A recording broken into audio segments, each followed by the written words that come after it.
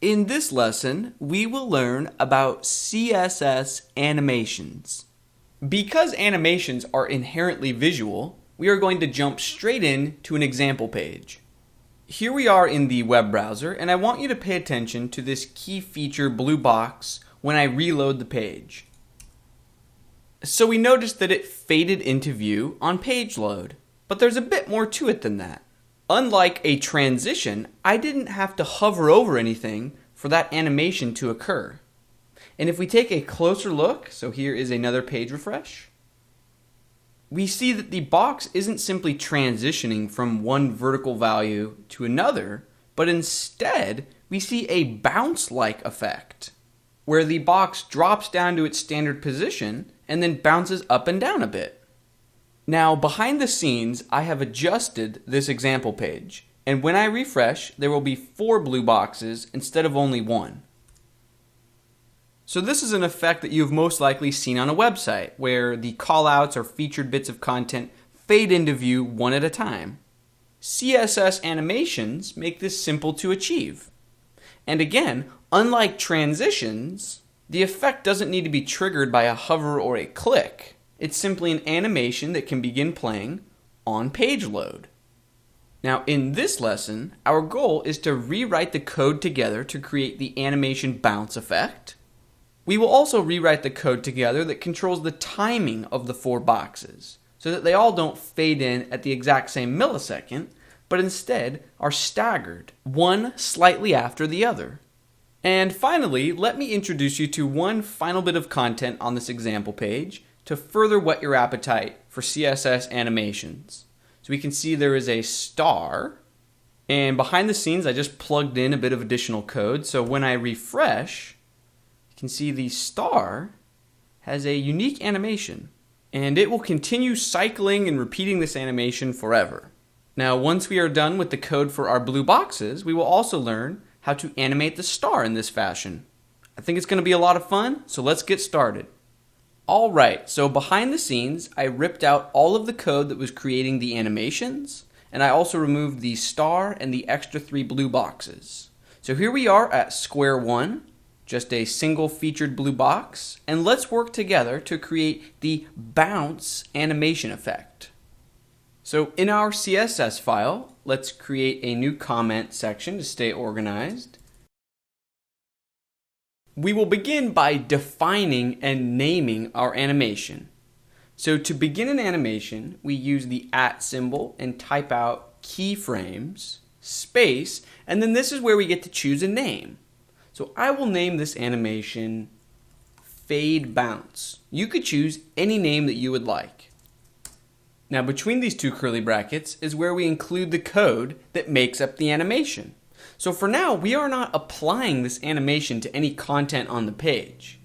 We are beginning by creating a standalone piece of code that can then later be reused and reapplied to any content that we would like. So within these curly brackets, I will begin by saying that when the animation is 0% complete, or in other words, when it has just begun, we want the content to have an opacity of 0, so we want it to be invisible, and we want it to start out a bit higher on the page so that it gives the effect that it's sliding and fading down into view. So we'll use the transform property, translate y, -200%, so it will be pushed up. So this is how content should be styled when the animation is just getting ready to begin, when the animation is 0% complete. Now when the animation is 100% complete, so when the animation is finished, we want the opacity to be fully visible, and we want it to be positioned vertically where it would normally sit. So transform, translate y, 0. Now these 2 states on their own, the 0% state and the 100% state, are not going to create the bounce effect. We will revisit this code in just a moment to work towards that bounce effect, but for the time being, we now have an animation named Fade Bounce that we can apply to elements on the page.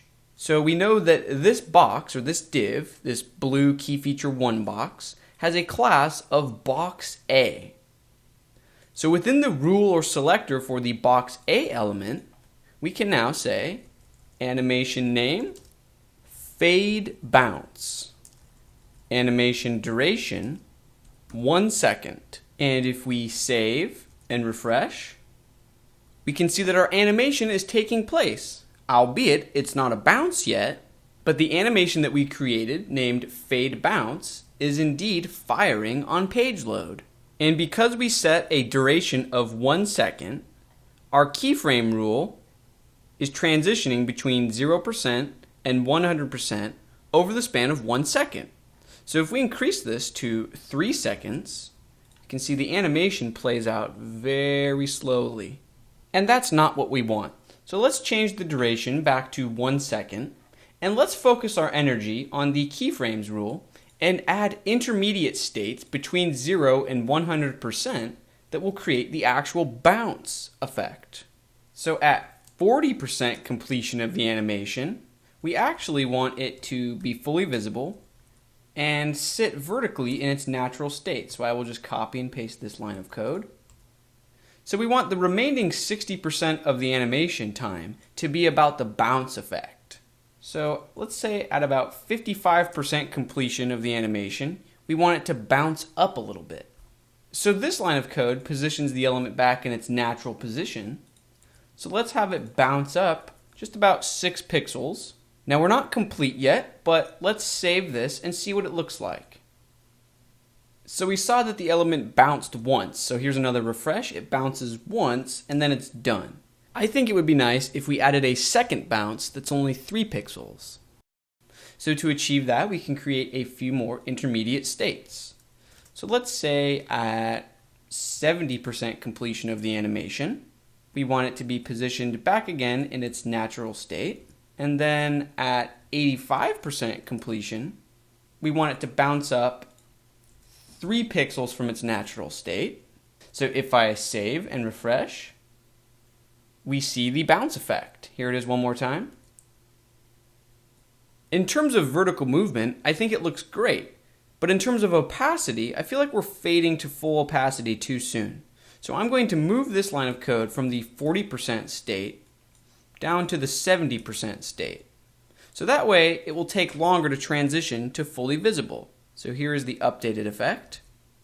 It's a subtle difference, but I believe it's an improvement. Now that our bounce animation is complete, I'm going to head over to the HTML and add back in the other 3 blue boxes. So we see all 4 boxes once again. However, they bounce into view at exactly the same moment, and we want them to be staggered, so one slightly after the other.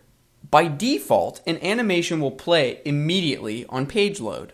Now that behavior is fine for our first box, but we need to add a delay for the other 3 boxes. Now there is a property named animation delay that will let us achieve just that. In our CSS file, we see that we were adding the animation properties to the box A rule. Now all 4 of these blue boxes have a class of box A. So if we want to add a delay to only the second box, we need a unique selector besides box A. Now we could dig into the HTML and manually add a class of second to this box and manually add a class of third to this box and fourth to this box, but that's a bit old-fashioned. Instead, let's simply make sure that the common ancestor element of all 4 boxes, this div with the class of row, let's make sure that it has a unique class, boxes. Now, in our CSS, we'll target the parent div, boxes, and then we can write :nth child to box A. So this selector will only select and target the second box. Now we can use the animation delay property and provide a value of 0.5 seconds. So if we save and refresh, we see that boxes 1, 3, and 4 animate immediately, but box 2 waits 0.5 seconds before animating. So now all we need to do is duplicate this rule and select only the third box and tell it to wait a full second. And then let's also duplicate the rule and select only the fourth box and tell it to wait 1.5 seconds. So now if we save and refresh, we see that all 4 boxes are staggered or offset by 0.5 seconds However, our effect still doesn't look quite right because we need our content to be invisible while it's waiting to be animated in. So we need to adjust our CSS, the base rule for box A elements. Before the animation even occurs, we want the opacity to be 0. Now, because we are making the element's default opacity 0, we need to use a special property named animation fill mode and provide a value of forwards. This way, when the animation completes, the web browser will use the 100% completion state as the permanent values. Without this property of animation fill mode forwards, once the animation completes, it would then use opacity 0 again. So with this line of code and this line of code in place, if we save and refresh, we see that we have successfully offset or staggered the timing of the animation for the 4 boxes. Now, before we move on to the rotating star animation task, I want to let you in on a bit of a secret. We don't need to type out these 3 animation-based properties on 3 separate lines. We can use shorthand and use a property named animation, and then provide all of these values on one line. Fade bounce, 1 second, forwards. So that simplifies all 3 of these lines into one line of shorthand code. So when we save and refresh, there is absolutely no change. Our code is just that much cleaner. We know that practice makes perfect. So we've experimented with CSS animations on these 4 blue boxes. Let's practice once again by trying to recreate the star animation that we saw earlier. So in our HTML, I'm going to paste in the code for the star. So if I save and refresh, you can see here is the star. Now I will point out that the image element has a class of star assigned to it. And in our CSS, the only code that's currently in place are a few properties telling it to have a width of 25% of the available space and to have a height that is proportionate to that width. Now that we are on the same page, let's go ahead and write the code to create an animation for the star. So in our CSS, @ keyframes, and then we can name our animation. I will call this slide spin. You could name it anything that you would like. Curly brackets. Let's start simple. For now, let's only worry about sliding the star horizontally to the far right edge of the available space. So we'll say at 100% completion of the animation, we want to use the transform property, translate X, that is horizontally, and push the content 300% from the left. So when we use a percentage value with the translate function, the percentage value is in relation to the size of the element that it's being applied to. Or in other words, 100% is the exact size of the star itself. Now the reason we used 300% is because we know the star takes up perfectly 1/4 of the available space. So by saying 300%, we're telling the star to move over 3 times its own size. So 1, 2, 3. So that way, its right edge will be perfectly aligned with the right edge of the available space. So with this very simple animation code in place, let's add the slide spin animation to the star class. So within the star rule, I will say animation, slide spin, 2 seconds. So if we save and refresh, we see that the animation completes, but then it very roughly and abruptly resets back to the far left. So again, we can use the property animation fill mode forwards, so that when the animation completes, the star will simply stay on the right. Now you will remember that in the beginning of the lesson, when we saw the star demo, it didn't just play once and then stop, it kept playing. Now there's a property named animation iteration count, and this controls how many times the animation will loop through itself. So if I say 2, the animation will play twice and then stop. Now if we want it to loop on forever, we can provide a value of infinite. And as you might expect, the animation will then loop through itself infinitely. Now it looks a bit odd that the star animates to the right and then performs a hard reset to the left immediately. So what if we wanted the animation to backtrack itself, so in reverse, every other pass through the loop? There is a property named animation direction. And if we provide it a value of alternate, we see that the star smoothly transitions to the right and then smoothly backtracks on itself and plays the animation in reverse to get back to the left side. So now that our animation smoothly slides to the far right and then back to the left and alternates infinitely, we simply need to add additional states within the keyframes rule to perform the rotating and change in size scale that we saw earlier in the lesson with the star. So when the animation is 50% complete, let's alter the scale of it. Transform, scale, 0.5. However, because we are using the transform property, which we are also using for the horizontal positioning, we need to include that the translate x should be 150%. So that way, when the animation is halfway complete, we are positioning it halfway horizontally. 150 is half of 300. So if we save and refresh, you can see that the star shrinks in scale when it's in the middle of the horizontal space. Now the only effect that we're missing is that we want the star to also rotate or spin when it's in the middle of the horizontal space. So let's create another state. At 75% completion through the animation, we want the star to stop moving horizontally for a moment. So we'll provide it an identical horizontal translate x value, so it stays in place. But we want it to rotate 180 degrees, and we want it to remain at a scale of 0.5. Now we only want the star to appear as if it's rotating when it's in the middle of the horizontal space. So we want the change in rotation to be between this state and this state, because the star is staying in place horizontally. Now because we don't want there to be rotation between this state and this state, we will edit our final state to also say that it should also have a rotation of 180 degrees.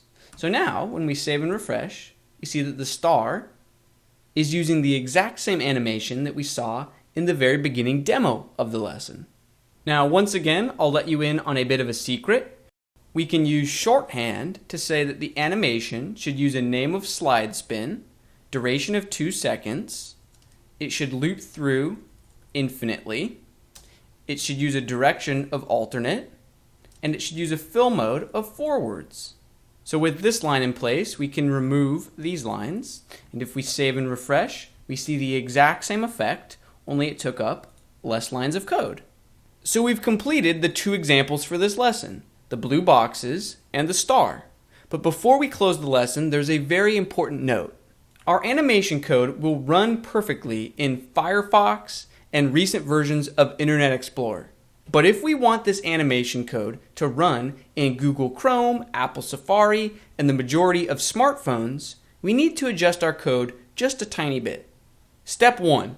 Anywhere we define and name an animation using the @keyframes rule, we need to copy the entire animation rule, paste it, and then in the original first copy, after the symbol, include hyphen WebKit hyphen. Step 2, anywhere we use any of the animation-based properties, so whether that's the shorthand animation or any of the other properties like animation duration or animation iteration count, any animation-based property, again, copy the line of code, paste it, and on the original line include hyphen WebKit hyphen. That's it. If you perform those 2 steps on all of your animation-based code, your animations will run perfectly in essentially every modern device and browser. And that's going to bring this lesson to a close. At this point, you should be familiar with the basics of CSS Animations. Now, we have only scratched the surface of what's possible. And if you're hungry to learn more about animations and transformations, be sure to check the description for this lesson to find information and inspiration regarding what else is possible. Have fun, and I will see you in the next lesson.